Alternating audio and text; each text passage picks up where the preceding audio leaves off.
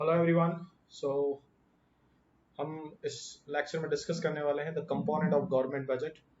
इससे पहले वाला जो लेक्चर था मेरा 27 नंबर का, वहाँ पे हमने इंट्रोडक्शन ऑफ बजट या फिस्कल पॉलिसी के बारे में बात किया एंड हमने वहाँ पे उसके ऑब्जेक्टिव्स को भी डिस्कस किया था। आज इस लेक्चर में हम जो मेजर कंपोनेंट्स हैं गवर्नमेंट बजट के या फिस्कल पॉलिसी के, उन्हें हम डिस्कस करने वाले हैं जो गवर्नमेंट एक्सरसाइज करती है revenue expenditure point of view से। देखिए, पहले हम ये समझ लें कि इसका स्ट्रक्चर या कंपोनेंट, एग्जामिनर एग्जाम में आपको स्ट्रक्चर वर्ड भी यूज कर सकता है, कंपोनेंट वर्ड भी यूज कर सकता है, आपको दोनों ही ध्यान रखने हैं। अब पहले हम ये समझ लें कि जो गवर्नमेंट बजट है, सॉरी ये बजट है, टाइपराइटर ने गलती से बज लिख दिया है। सो गवर्नमेंट बजट जो है उसके दो मेजर कंपोनेंट्स हैं। पहले तो उसके दो ही मेजर कंपोनेंट्स हैं। वन, रिसीट्स मतलब रेवेन्यू, एंड एक्सपेंडिचर मतलब एक्सपेंडिचर साइड। मैं फिर रिपीट कर रहा हूँ, गवर्नमेंट बजट को पहले हमने दो पार्ट्स में डिवाइड किया है। Receipts, that means government revenue, यानी कि सरकार के पास पैसा कहाँ कहाँ से आएगा। एंड बजट एक्सपेंडिचर या government expenditure, that means government के एक्सपेंडिचर्स कहाँ कहाँ पे होंगे। तो ये दो मेजर कंपोनेंट्स हैं। देन ये जो हमारा बजट रिसीट वाला कंपोनेंट है, इसके दो सब पार्ट्स हैं। एक है रेवेन्यू रिसीट्स और एक है कैपिटल रिसीट्स। दैट मीन्स जब हम इसे क्लासिफाई करेंगे गवर्नमेंट बजट को, तो जो जो रेवेन्यू रिसीट्स हैं, इन्हें आप रेवेन्यू रिसीट्स भी बोल सकते हैं या बजट रिसीट भी बोल सकते हैं। इसके दो कंपोनेंट हैं। दैट मीन्स गवर्नमेंट के पास जो रेवेन्यू जनरेट होता है, एक तो वो जनरेट होता है रेवेन्यू रिसीट से, और एक गवर्नमेंट को जो रेवेन्यू जनरेट होते हैं वो होते हैं कैपिटल रिसीट से।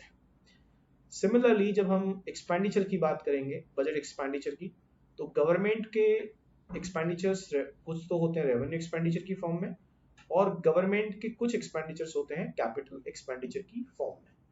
तो अब आपको ये समझ में आ गया होगा कि ये जो दो मेन कंपोनेंट्स हैं, उनके दो दो सब कैटेगरीज हैं। यहाँ हम पैसे की बात कर रहे हैं, कहाँ से गवर्नमेंट के पास पैसा कलेक्शन आएगा, और ये वो है जहाँ पे गवर्नमेंट के एक्सपेंडिचर्स प्लेस होंगे। तो सबसे पहला जो पॉइंट हम डिस्कस करने वाले हैं वो बजट रिसीट्स या गवर्नमेंट रिसीट्स या रेवेन्यू रिसीट्स, उसे ही हम डिस्कस करेंगे कि गवर्नमेंट के पास पैसा कहाँ कहाँ से आता है। राइट। तो पहले हम ये समझ लेते हैं कि बजट रिसीट्स या रेवेन्यू रिसीट्स होती क्या है। ये हमने आपको भी बता दिया है कि budget receipts refers the estimated receipts of the government from various sources. Sources कौन कौन से हैं? Revenue sources and capital sources. It shows the sources from where the government intend to get money to finance the expenditure, कि ये जो expenditures होंगे, इन्हें meet out करने के लिए पैसा कहाँ कहाँ से आएगा। और ये जो बजट रिसीट है, रेवेन्यू रिसीट है या गवर्नमेंट रिसीट है, इसके दो टाइप्स हैं। इसके फर्दर दो टाइप्स हैं। अब ये दो टाइप्स कौन कौन से हैं वो मैं आपको ऑलरेडी डिस्कस कर चुका हूँ, revenue receipts and capital receipts. तो पहले हम लोग रेवेन्यू रिसीट को डिस्कस करेंगे, देयर आफ्टर हम कैपिटल रिसीट को डिस्कस करेंगे। फिर जब हम एक्सपेंडिचर पे आएंगे तो हम पहले रेवेन्यू एक्सपेंडिचर को डिस्कस करेंगे, and in later on stage we will discuss about the capital expenditure. Fine.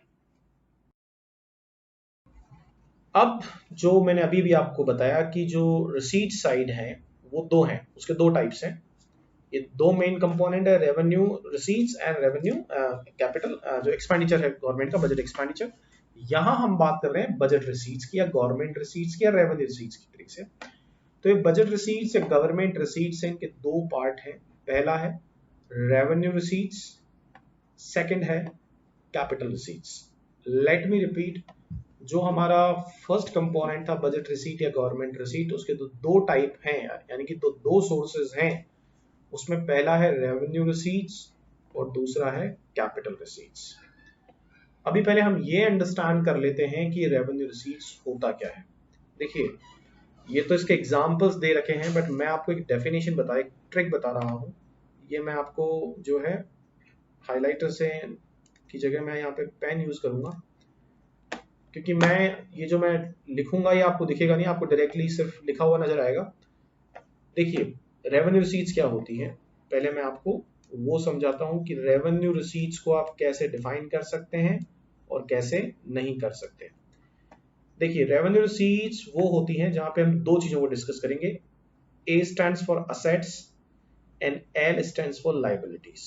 Let me repeat, revenue receipts के अंदर हम दो कंपोनेंट को डिस्कस करेंगे, एसेट्स एंड लाइबिलिटीज। और जो कैपिटल रिसीट साइड है, कैपिटल रिसीट की साइड भी हम लोग दो ही चीजों को डिस्कस करते हैं। कौन कौन सा? Asset and liabilities. अब देखिए मैं आपको एक चीज समझाता हूं जिससे आप डेफिनेशन क्रिएट कर सकते हैं किसकी? रेवेन्यू रिसीट्स की एंड जो आपका कैपिटल रिसीट्स है। आप इसकी दोनों की डेफिनेशन बहुत सिंपल तरीके से क्रिएट कर लेंगे। ये देखिएगा, रेवेन्यू रिसीट्स, अब मैं हाईलाइटर यूज करता हूं। देखिए, जो रेवेन्यू रिसीट्स का मतलब है सरकार के पास, गवर्नमेंट के पास पैसा आ रहा है। और वो पैसा कब आ रहा है? जब ना तो सरकार की असेट रिड्यूस हो रही है और ना गवर्नमेंट की कोई लाइबिलिटी क्रिएट हो रही है। मैं फिर मेरा स्टेटमेंट रिपीट कर रहा हूं, ध्यान से सुनिएगा। Revenue receipts are those receipts where neither the asset reduces of the government nor liability creates। that means ना तो सरकार की asset reduce हो रही है, that means सरकार ने तो अपनी कोई प्रॉपर्टी को सेल कर रही है, और ना गवर्नमेंट की कोई लाइबिलिटी क्रिएट हो रही है। उसके बाद भी गवर्नमेंट के पास जो पैसा आता है उसे हम बोलते हैं revenue receipts. That means revenue receipt की फॉर्म में जब सरकार के पास पैसा आता है, ना तो वो असेट के रिडक्शन होने की वजह से आता है, ना सरकार की कोई लाइबिलिटी क्रिएट होती है। अब पॉइंट ये है कि डेफिनेशन कैसे बने। देखिए, revenue receipts are those receipts where neither the asset reduces nor the liability creates, that is called revenue receipts. और ये जो रेवेन्यू रिसीट्स का जो पैसा आता है, ये दो तरीके से आता है। मैं इसको एक एग्जांपल भी आपको समझाता हूँ। लेट्स से कि आपने हेलमेट नहीं पहना है, और अगर हेलमेट नहीं पहना है आपने, तो आपको पेनल्टी पे करना पड़ेगा। जब आप पेनल्टी पे करते हैं तो वो जो पैसा आपने दिया चालान की फॉर्म में, पेनल्टी की फॉर्म में, वो पैसा किसके पास गया? वो गवर्नमेंट के पास गया, और वो रेवेन्यू रिसीट माना जाएगा। क्यों माना जाएगा? क्योंकि जब आप वो पैसा दे रहे हैं तो क्या गवर्नमेंट की कोई असेट रिड्यूस हुई है आपके पेनल्टी देने से? नहीं हुई है। क्या सरकार की कोई लाइबिलिटी क्रिएट हुई? नहीं हुई है। जब आप गवर्नमेंट को टैक्सेस पे करते हैं तो गवर्नमेंट की लाइबिलिटी नहीं है आपके लिए कि गवर्नमेंट आपको उतना ही रेसिप्रोकेट करे, ऐसा नहीं है। आप गवर्नमेंट को जब टैक्सेस पे करते हैं, आपने टैक्स पे किया गवर्नमेंट को, तो ऐसा नहीं कि मुकेश अंबानी ने अगर करोड़ों रुपए टैक्स पे किया है तो सरकार की लाइबिलिटी बनती है कि उसे उतना ही रेसिप्रोकेट करे, प्रोपोर्शनेट उसको बेनिफिट दे। ऐसा नहीं होता है, सरकार की कोई लाइबिलिटी क्रिएट नहीं होती है। तो रेवेन्यू रिसीट्स, आई होप अब आपको समझ में आ गई है। और इसके दो मेन कंपोनेंट्स है, एक है टैक्स रिसीट्स और दूसरा है नॉन टैक्स रिसीट्स या रेवेन्यूज। दैट मीन्स सरकार के पास एक तो टैक्स की फॉर्म में पैसा आता है रेवेन्यू रिसीट के लिए, और जो दूसरा है गवर्नमेंट के पास में है नॉन टैक्स रेवेन्यूज। यानी कि सरकार के पास जो रेवेन्यू रिसीट में पैसा आता है, या तो टैक्स रेवेन्यू से आता है या वो नॉन टैक्स रेवेन्यू से आता है। और ये दोनों ही केसेस में ये कंडीशंस फुलफिल होती है। अब पॉइंट ये आता है कि टैक्सेस कितने टाइप्स के होते हैं। देखिए, इनकम टैक्स आता है सरकार के पास, कॉर्पोरेशन टैक्स आता है, कस्टम ड्यूटीज गवर्नमेंट चार्ज करती है, एक्साइज ड्यूटीज गवर्नमेंट चार्ज करती है, वेल्थ टैक्स गवर्नमेंट चार्ज करती है, इंटरेस्ट टैक्स गवर्नमेंट चार्ज करती है, लॉटरी टैक्स गवर्नमेंट चार्ज करती है। इतने टैक्सेस हैं, और टैक्सेस किसी तरह की लाइबिलिटी गवर्नमेंट के लिए क्रिएट नहीं करते हैं, किसी तरह की एसेट रिड्यूस नहीं करते हैं, बट गवर्नमेंट के पास पैसा आता है।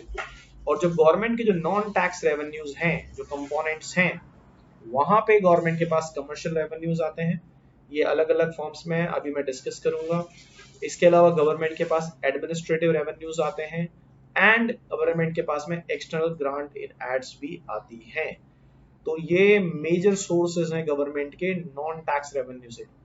एग्जामिनर आपसे एग्जाम में पूछ सकता है कि what is the meaning and definition of non tax receipts और रेवेन्यूज। तो आप इसकी डेफिनेशन देंगे, the revenue other than tax receipts, the revenue other than tax receipts known as non tax revenues. और ये इन तीनों चीजों को अभी हम आगे की स्लाइड में डिस्कस करेंगे। तो यहाँ पे अभी जो मैंने आपको बताया कि हमने क्या क्या डिस्कस किया है, हम यहाँ सिर्फ और सिर्फ रेवेन्यू रिसीट के पार्ट को ही डिस्कस कर रहे हैं, जो बजट रिसीट्स का पहला सब टाइप या सब कैटेगरी है। आई होप आपको ये पॉइंट समझ में आ गया है। ये टैक्सेस हैं और ये नॉन टैक्स रिसीट्स हैं। ये मैं आपको बताता हूँ, एक बार मैं फिर डिफाइन कर देता हूँ। इनकम टैक्स जो एक इंडिविजुअल की इनकम पे लगता है, और ये एक डायरेक्ट टैक्स है। लेट्स से कि अगर मेरी इनकम 10 लाख रुपीज या 15 लाख रुपीज है, तो मुझे उसके ऊपर गवर्नमेंट को टैक्स पे करना पड़ेगा मेरी इनकम के ऊपर, वो इनकम टैक्स है। कॉर्पोरेशन टैक्स भी एक डायरेक्ट टैक्स है और ये कॉर्पोरेशंस की इनकम के ऊपर लगता है। कस्टम ड्यूटीज हैं, जैसे आपने कोई माल बाहर से आ रहा है, एक्सपोर्ट इंपोर्ट हो रहा है, तो कस्टम ड्यूटीज लगती है। एक्साइज मतलब जो प्रोडक्शन ड्यूटी लगती है, टैक्स लगता है, उसे हम बोलते हैं। वेल्थ एप्रिसिएशन टैक्स है, वेल्थ टैक्स जो आपकी प्रॉपर्टी के ऊपर लगता है। आपको जो इंटरेस्ट मिलता है आपके डिपॉजिट अमाउंट के ऊपर, वो इंटरेस्ट टैक्स होता है। और इन चीजों को अब मैं अगली वाली स्लाइड में आपके पिछली वाली स्लाइड में हमने डिस्कस किया कि टैक्स रेवेन्यूज कौन कौन से होते हैं। इसकी कुछ टाइप्स होती हैं, एक बार वो बहुत इंपॉर्टेंट है और आपको उसे समझना भी बहुत जरूरी है। देखिए, जो टैक्सेस होते हैं, एक तो उनकी कैटेगरी होती है प्रोग्रेसिव एंड रेग्रेसिव टैक्स, और जो दूसरी कैटेगरी है that is direct and indirect tax.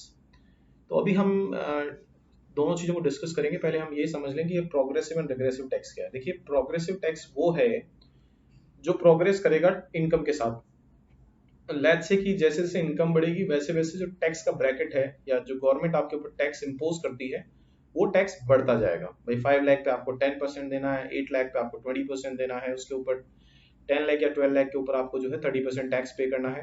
तो वो प्रोग्रेसिव टैक्स है जो इनकम के साथ इंक्रीज होगा। रिग्रेसिव टैक्स, इसका बिल्कुल आप इन्वर्स कह सकते हैं। आप ये कहेंगे कि रिग्रेसिव टैक्स वो है जहां rate of tax decrease with increase income. That means कि जो इंक्रीज होगा इनकम में, उसके वो रिवर्स में जाता है। दैट मीन्स टैक्स कम होता है। अभी आप रिग्रेसिव टैक्स के अगर एग्जांपल की बात करें, तो ये वो टैक्स है जिसका ज्यादा प्रेशर जो पुअर है, सेक्शन ऑफ सोसाइटी है या जो मिडिल क्लास है, उनके ऊपर इनका ज्यादा प्रेशर आएगा। और प्रोग्रेसिव टैक्स का ज्यादा जो प्रेशर आता है या ज्यादा जो पे करना पड़ता है, वो रिचर सेक्शन को पे करना पड़ता है। अगर आप रिग्रेसिव टैक्सेस की बात करें, तो जितने भी सर्विस यूजेस हैं या प्रॉपर्टी टैक्स हुआ, यूजेस टैक्स हुए, लेट्स से कि पेट्रोल के ऊपर जो टैक्स लगता है, वो भी एक तरह से रिग्रेसिव टैक्स की फॉर्म में ही आएगा, बिकॉज वो सबको इक्वली पे करना पड़ रहा है। भाई लेट्स से कि अगर किसी मुकेश अंबानी भी अगर पेट्रोल पंप पे जाएगा, तो उसको भी 90 रुपीज मुंबई में उतनी रेट में मिलेगा, और एक कॉमन मैन मेरा जैसा जाएगा तो उसे भी वो पेट्रोल का रेट 90 रुपीज में ही मिलेगा। बट मेरी इनकम और मुकेश अंबानी की इनकम में बहुत डिफरेंस है, और इसीलिए ज्यादा जो प्रेशर है वो मेरे ऊपर आया उसका। तो ये जो प्रॉपर्टी टैक्स है, वो आप रिग्रेसिव टैक्स के एग्जांपल में ले सकते हैं। इसके अलावा जो यूजेस टैक्स है, वो भी इसका एग्जांपल आ सकता है। सेल्स टैक्स जो है, वो भी रिग्रेसिव टैक्स का एग्जांपल है। तो ऐसी कई चीजें जहां ज्यादा प्रेशर जो है, जो एक कॉमन आदमी के ऊपर आता है, उसे हम बोलते हैं कि वो एक रिग्रेसिव टैक्स है। अब जो दूसरी कैटेगरी है, वो बात कर रहे हैं हम डायरेक्ट एंड इनडायरेक्ट टैक्सेस की। देखिए, डायरेक्ट टैक्स, इनकम टैक्स जो एक डायरेक्ट टैक्स है, कॉर्पोरेशन टैक्स जो एक डायरेक्ट टैक्स है। अच्छा, ये क्यों है, अब इसको एक बार समझ लेते हैं। वेल्थ टैक्स भी डायरेक्ट टैक्स ही माना जाएगा, ध्यान रखिएगा आप लोग। डायरेक्ट टैक्स वो टैक्स है which is to be paid by the person on whom it is imposed and its liability cannot be shifted to others. That means direct tax वो टैक्स है जो उसी इंसान को पे करना पड़ेगा जिसके ऊपर उसकी लाइबिलिटी क्रिएट हुई है, एंड आप इसकी लाइबिलिटी को किसी ऊपर और के ऊपर शिफ्ट नहीं कर सकते। लेट्स से कि मुझे मेरा इनकम 10 लाख रुपीज आ रहा है और उसके ऊपर मुझे 10% के हिसाब से 1 लाख रुपीज का टैक्स पे करना है।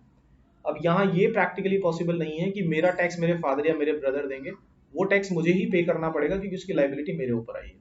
तो उसे हम बोलते हैं डायरेक्ट टैक्स। अगर आप एग्जांपल्स की बात करें डायरेक्ट टैक्स की, तो कॉर्पोरेशन टैक्स डायरेक्ट टैक्स है, इनकम टैक्स डायरेक्ट टैक्स है, वेल्थ टैक्स भी डायरेक्ट टैक्स है। तो ये अलग अलग फॉर्म्स है। अब हम बात करते हैं इनडायरेक्ट टैक्स की। देखिए, इनडायरेक्ट टैक्स क्या होगा, पहला पॉइंट आपको समझ में भी आ गया होगा कि अब हम किस तरह से डेफिनेशन बना सकते हैं इनडायरेक्ट टैक्स की। इनडायरेक्ट टैक्स वो टैक्स है जिसकी लाइबिलिटी वो नहीं पे करेगा जिसके ऊपर वो बर्डन आया है, इनफैक्ट उसकी जगह कोई दूसरा इंसान पे करेगा। जैसे कि जो वैल्यू एडेड टैक्स हुआ करता था, अब तो जीएसटी आ गया है, तो आप कह सकते हैं सेल्स टैक्स जो है वो एक तरीके का जो है इनडायरेक्ट टैक्स का बेस्ट एग्जांपल है। आप अगर एक बिस्किट लेने जाते हैं, चॉकलेट परचेज करने के लिए जाते हैं शॉप के पास, शॉप पे, तो वो लाइबिलिटी है शॉपकीपर के ऊपर, लेकिन लाइबिलिटी वो शॉपकीपर अपने टैक्स की लाइबिलिटी को किसके ऊपर ट्रांसफर कर देता है, कस्टमर या कंज्यूमर के ऊपर, और वो टैक्स आपको पे करना पड़ता है। आप जब मूवी के लिए जाते हैं, तो वो टैक्स जो गवर्नमेंट इम्पोज करती है, वो एक तरह से उस थिएटर ऑनर के ऊपर है, बट वो उस टैक्स को जो है एंटरटेनमेंट टैक्स की फॉर्म में आपके ऊपर ट्रांसफर कर देता है। जितने भी सर्विस एक्साइज ड्यूटीज हैं वो भी जो है इनडायरेक्ट टैक्स का ही एग्जाम्पल है। तो डायरेक्ट टैक्स और इनडायरेक्ट टैक्स के ये मेन डिफरेंशिएशंस हैं जो आई होप आपको यहाँ पे क्लियर हो गए होंगे। अब हम एक बार यहाँ बात कर लेते हैं कि डायरेक्ट टैक्स और इनडायरेक्ट टैक्स में और क्या डिफरेंस हो सकता है। देखिए, जो डायरेक्ट टैक्स है वो प्रोग्रेसिव टैक्स है क्योंकि वो इनकम के साथ इंक्रीज होगा, और इनडायरेक्ट टैक्स है वो एक रिग्रेसिव टैक्स है, ये भी ध्यान रखिएगा, ठीक है। डायरेक्ट टैक्स जो है वो it is easy to evade tax, उसको आप इजीली इवेड कर सकते हो, लेकिन इनडायरेक्ट टैक्स को आप इवेड नहीं कर सकते। आप इवेड इस सेंस में कर सकते हैं कि आप पॉलिसीज ले सकते हैं, आप जो इंटरेस्ट के ऊपर भी आपको एग्जम्पशन मिल जाता है, और आप कहीं ना कहीं टैक्स से बच सकते हैं थोड़ा बहुत, या कह सकते हैं बहुत ज्यादा भी। बट इनडायरेक्ट टैक्स में ऐसा नहीं है। अगर आप बिस्किट परचेज कर रहे हैं, you will have to pay taxes. If you buying a chocolate, you will have to pay taxes. If you going for a movie, तो आप उसे इवेड नहीं कर सकते। अगला है कि ये जो टैक्स है इसकी लिमिटेशंस जो हैं, हैविंग लिमिटेशंस, बट इसका कवरेज बहुत वाइड है। इसको आप इस सेंस में समझ सकते हैं कि इंडिया में सिर्फ 1 से 2% लोग ही टैक्स पे करते हैं, और उसका सिर्फ 1 से 2% लोगों पे इन्फ्लुएंस आ रहा है। लेकिन अगर मैं इनडायरेक्ट टैक्स की बात करूं तो 100% पॉपुलेशन इंडिया की वो टैक्स पे करती है। और आप जो डायरेक्ट टैक्स है वो एक तरह से सोशल ऑब्जेक्शन है, और ये जो है it has back of social consciousness, it is uneconomical, ये एक अनइकोनॉमिकल कैटेगरी का टैक्स माना जाएगा। तो आई होप आपको यहाँ पे डायरेक्ट टैक्स और इनडायरेक्ट टैक्स के डिफरेंशिएशन क्लियर है। आपको यहाँ ये भी समझ में आ गया कि डायरेक्ट इनडायरेक्ट टैक्सेस क्या होता है, प्रोग्रेसिव एंड रिग्रेसिव टैक्सेस को हम किस तरह से डिफाइन कर सकते हैं और ये क्या होते हैं। देखिए, अब हम बात करेंगे कॉमर्शियल रेवेन्यूज की। अब आप सोच रहे होंगे सर ये कौन सा आ गया। ये देखिए मैंने आपके यहाँ लिख दिया है। मैंने आपको बताया था कि रेवेन्यू रिसीट्स के दो पार्ट होते हैं, टैक्स रेवेन्यूज यानी कि और नॉन टैक्स रेवेन्यूज। अभी तक जो भी कॉन्सेप्ट मैंने प्रीवियस क्लासेस में डिस्कस किए हैं वो सारे के सारे टैक्स रेवेन्यूज को हम डिस्कस कर रहे थे। अब हम बात करेंगे नॉन टैक्स रेवेन्यूज की। और जब मैंने आपको ये वाली स्लाइड बताई थी तो मैंने आपको बताया था कि जो नॉन टैक्स रेवेन्यूज हैं उसमें एक तो होते हैं कमर्शियल रेवेन्यूज जिन्हें हम यहाँ डिस्कस करने वाले हैं, एक होते हैं एडमिनिस्ट्रेटिव, और एक होते हैं एक्सटर्नल ग्रांट इन एड। ये क्या होती हैं, इन तीनों चीजों को हम स्टेप बाय स्टेप एक बार डिस्कस करते हैं, ठीक है।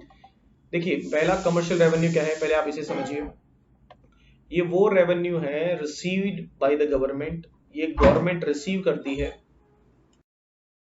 सो कमर्शियल रेवेन्यू वो रेवेन्यू है received by the government by selling the goods and services produced by the government agencies.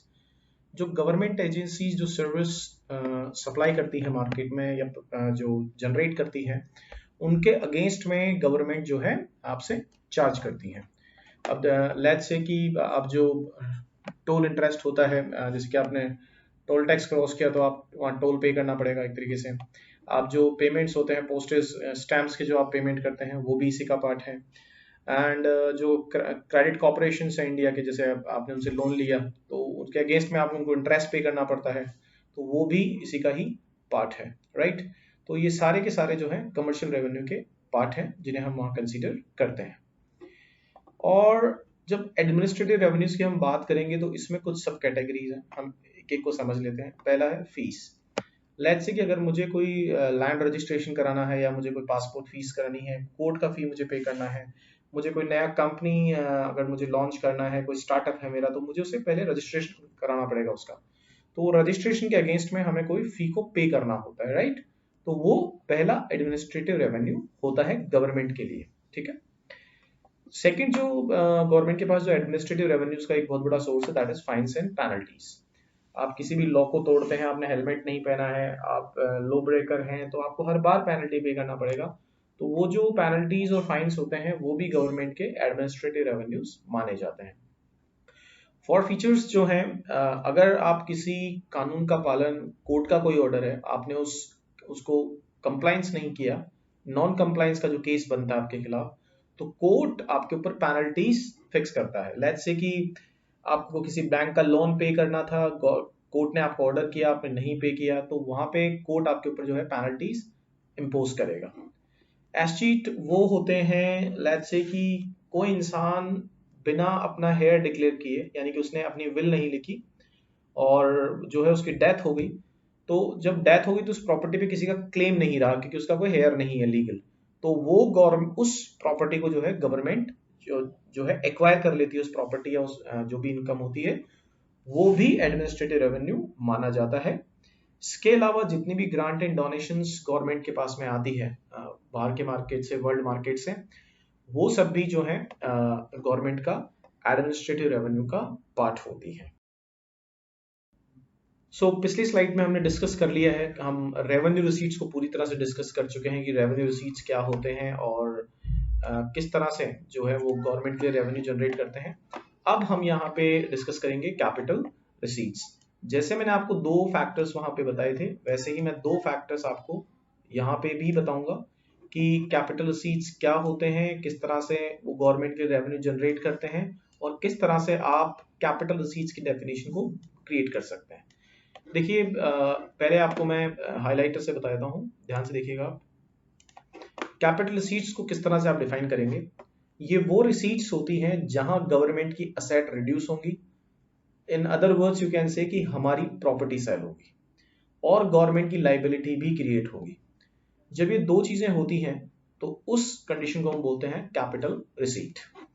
अब देखिए कैपिटल रिसीट मींस व्हाट, जो मैंने आपको समझाया। अब आप डेफिनेशन देखिए, अगर मैं डेफिनेशन बनाना चाहूँ, the capital receipts are those receipts where the government receives revenue but assets reduces and liability creates. That means आपकी asset में reduction होगा, that means आप कह सकते हैं कि एक तरह से property sell होगी गवर्नमेंट की and जो है liability create होगी। अभी आपने देखा हो तो गवर्नमेंट ऑफ इंडिया बहुत स्पीड से डिसइन्वेस्टमेंट कर रही है। डिसइन्वेस्टमेंट एक तरीके का asset reduction है, यानी कि आप अपनी ओनरशिप को किसी और को सेल कर रहे हो। आपने एयरपोर्ट में देखा, एयरपोर्ट अथॉरिटी में देखा आपने, गवर्नमेंट ने 5 जो एयरपोर्ट्स हैं इंडिया के उनको अदानी ग्रुप को दे दिया है। इसके अलावा रेलवे को इन्होंने बहुत कुछ प्राइवेटाइज कर दिया है, बीएसएनएल को तो पूरी तरह से 100% इन्होंने प्राइवेटाइज कर दिया है गवर्नमेंट ने। तो ये सब जो है एग्जाम्पल किसके हैं, कैपिटल रिसीट्स के। अब जिस तरह से हमने रेवेन्यू रिसीट्स के जो सब पार्ट्स डिस्कस किए थे, वैसे ही अब हम यहाँ डिस्कस करेंगे कि कैपिटल रिसीट्स में क्या क्या आता है। तो देखिए पहला आता है रिकवरी ऑफ लोन्स। देखिए आप इस लाइन को ध्यान से देखिएगा, कैपिटल रिकवरी ऑफ लोन जो है कैपिटल रिसीट का पार्ट माना जाता है। So loan offer to others are asset of the government. Undoubtedly आप जो लोन ऑफर कर रहे हैं और लोगों को, वो एक तरह से गवर्नमेंट की असेट होती है, ठीक है। Accordingly recovery of loan causes a reduction in asset of the government. So जब गवर्नमेंट किसी को लोन पे करती है और जब वापस उस लोन को रिकवर करती है, जैसे कि विजय माल्या का केस मान लीजिए आप, तो जब गवर्नमेंट वापस रिकवरी ऑफ लोन करेगी तो कहीं ना कहीं वो गवर्नमेंट की असेट में रिडक्शन माना जाएगा एंड देयरफॉर जो रिकवरी ऑफ लोन है उसे हम कैपिटल रिसीट्स कंसीडर करते हैं, राइट। दूसरा पॉइंट देखिए, borrowing and other liabilities, right. अब देखिए बोरोइंग एंड अदर लायबिलिटीज क्या होती है, हम इसे भी समझ लीजिए। अगर किसी को हम लोन पे करते हैं, यानी गवर्नमेंट ने लोन किसी वर्ल्ड बैंक से लिया या उन्होंने किसी बैंक से भी गवर्नमेंट लोन लेती है, आरबीआई से उन्होंने पैसा लिया, तो अगर गवर्नमेंट बोरो कर रही है वर्ल्ड मार्केट से या कहीं से भी, तो क्या होगा, गवर्नमेंट की लायबिलिटी क्रिएट होगी। यानी पैसा तो आया सरकार के पास बट कहीं ना कहीं गवर्नमेंट की लायबिलिटी क्रिएट हो गई। लायबिलिटी क्रिएट होना मतलब उसे वो रिपे करना पड़ेगा। अब गवर्नमेंट जो है पैसा पब्लिक से भी जनरेट कर सकती है, आपने किसान विकास पत्र के बारे में सुना होगा, उसके थ्रू भी गवर्नमेंट पैसा जनरेट करती है पब्लिक से। अपार्ट फ्रॉम दैट आपने देखा होगा आरबीआई भी गवर्नमेंट को लोन देता है and rest of the world bank हुआ, आईएमएफ हुआ, इनसे भी हमें एक्सटर्नल फाइनेंशियल असिस्टेंस मिलती है। इसके अलावा प्राइवेट जो बैंक है वर्ल्ड के, जैसे एचएसबीसी हुआ, डॉइश बैंक हुआ, सिटी बैंक हुआ, इनसे भी गवर्नमेंट जो है पैसा बोरो करती है। तो बोरो करेगी तो अनडाउटली लायबिलिटी क्रिएट होगी। और जो अदर रिसीट्स है उसका सबसे इंपॉर्टेंट कंपोनेंट है डिसइन्वेस्टमेंट। देखिए डिसइन्वेस्टमेंट को आप सिंपल टर्म्स में ऐसे समझ सकते हैं कि गवर्नमेंट जब अपनी ओनरशिप या अपने स्टेक प्राइवेट सेक्टर को सेल कर देती है, जैसा कि मैंने आपको बीएसएनएल का एग्जांपल दिया, उस प्रोसेस को हम बोलते हैं डिसइन्वेस्टमेंट। वो सिंपली आप ये समझ सकते हैं कि जब हम अपनी एसेट्स को सेल कर रहे हैं, यानी हमने अपने स्टॉक्स किसी को सेल कर दिए हैं, तो वो डिसइन्वेस्टमेंट माना जाएगा। तो ये हमने यहाँ पे डिस्कस किया कैपिटल रिसीट। अब यहाँ पर एक क्वेश्चन बन सकता है कि ज्यादा बेटर क्या है, कैपिटल रिसीट या रेवेन्यू रिसीट?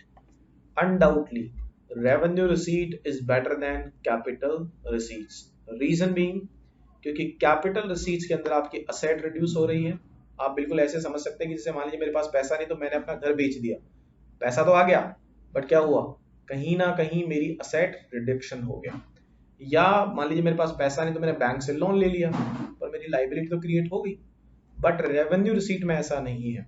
तो कैपिटल रिसीट और रेवेन्यू रिसीट में अगर एग्जामिनर आपसे क्वेश्चन पूछता है कि which one is better, but obvious आपका आंसर होना चाहिए रेवेन्यू रिसीट्स। रीजन, न तो आपकी वहां लाइबिलिटी क्रिएट होती है और ना आपकी ना तो आपकी एसेट रिड्यूस होती है और ना लाइबिलिटी क्रिएट होती है, फिर भी गवर्नमेंट के पास में पैसा आता है। इसीलिए revenue receipt is far better than capital receipts.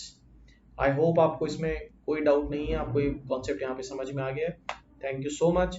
इसके नेक्स्ट लेक्चर में हम डिस्कस करने वाले हैं एक्सपेंडिचर पार्ट को, जहाँ पे हम revenue expenditure and capital expenditure को बहुत डिटेल में डिस्कस करेंगे। अगर आपको वीडियो पसंद आया तो प्लीज इसे लाइक और सब्सक्राइब